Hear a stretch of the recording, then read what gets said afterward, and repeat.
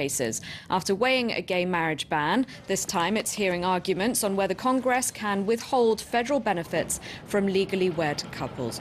Rulings aren't expected before June. Following this story for us is Nick Harper, and he joins me now from Washington. Hello, Nick. Now, all eyes are on Justice Anthony Kennedy. He's likely to be the swing vote.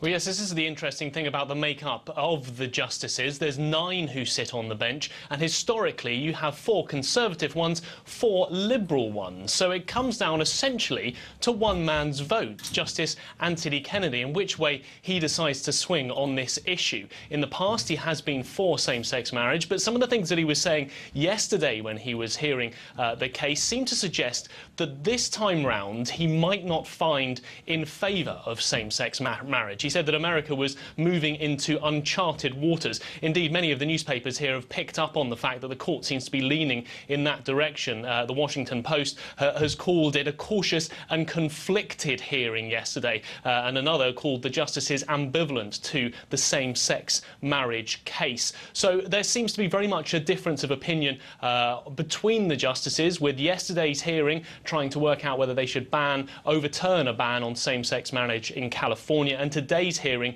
on the Defence of Marriage Act, which gay marriage supporters want to try and overturn, which would mean that same-sex couples would get the same sort of financial benefits and tax breaks that heterosexual couples currently get.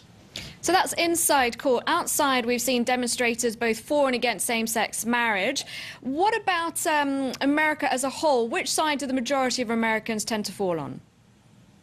Well, there certainly seems to be very strong opinions on both sides. However, there does seem to be slightly changing opinions. In 2007, 40% of people in America were for same-sex marriage. Today, it's 53%. And even President Obama has changed his opinion over the last 4.5 years. He's now for same-sex marriage. And last week, we had the first Republican senator to come out and publicly support same-sex marriage. So there does seem to be a change of opinion. Whether the Supreme Court will find in same-sex marriage's favour this time round will remain to be seen, and we should hear in a couple of months' time, by the end of June, what they think.